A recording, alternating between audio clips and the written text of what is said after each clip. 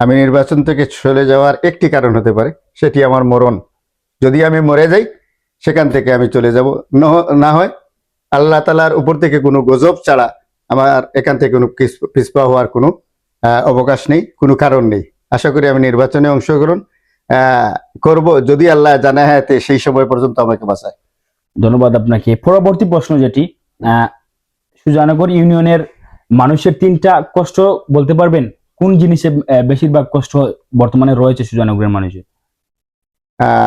সম্মানিত প্রিয় ভাই পরিচালক, সুজানগর ইউনিয়নের মানুষের নানানবিধ কষ্ট আছে, নানান সমস্যা আছে। কেউ আছে রাস্তাঘাট নিয়ে সমস্যা, কেউ আছে তোমার পারিবারিক সমস্যা, কেউ আছে তোমার জায়গা সম্পত্তি নিয়ে সমস্যা, কেউ আছে ছেলে বিদেশে অর্থনৈতিক সমস্যা, কেউ আছে পারিবারিক সমস্যা, নানাবিধ সমস্যায় জর্জরিত। আমি বিশেষ করে সুজানগর ইউনিয়নের যে 3টা 4টা 5টা নয়, হাজারো সমস্যা সুজানগরে জড়িত আছে।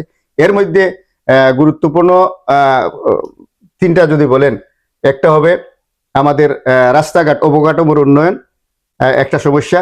2 নম্বর হচ্ছে লেখাপড়ার মান উন্নয়নের সমস্যা। 3 নম্বর হচ্ছে আমাদের এই যে বন্যা কবলিত মানুষের সমস্যা। এই সমস্যাগুলা প্রাথমিক পর্যায়ে আসলে আমি আপনি বলেন যদি আমি গিয়েই আর দিনের চেরাগ পাবো আর এটা সমাধান করবো, এটা কখনোই হবে না।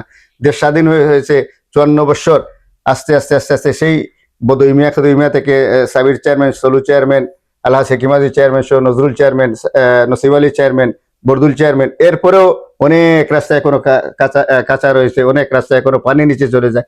আস্তে আস্তে আস্তে আস্তে সবকিছুর পরিবর্তন হবে, আস্তে আস্তে সবকিছুর উন্নয়ন হবে। একসাথে কেউ কোনো কিছু করতে পারবে না, আমিও সেটা পারবো না।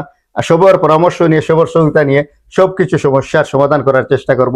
এরপরেও আমি আল্লাহ যদি আমাকে নির্বাচিত করেন, আমি সব সম্প্রদায়ের মানুষের সাথে, যেমন কি ইমাম সাহেবদের সাথে নিয়ে পরামর্শ করব, তাদের সমস্যা কি, তাদের সমস্যা থেকে উত্তরণের কারণ কি, হিন্দু সম্প্রদায়ের ভাইদের সাথে নিয়ে বসবো, তাদের সমস্যা কি, তাদের সমস্যা কিভাবে সমাধান করা হয়, তাদের সমস্যার সমাধান শেষ করার চেষ্টা করব।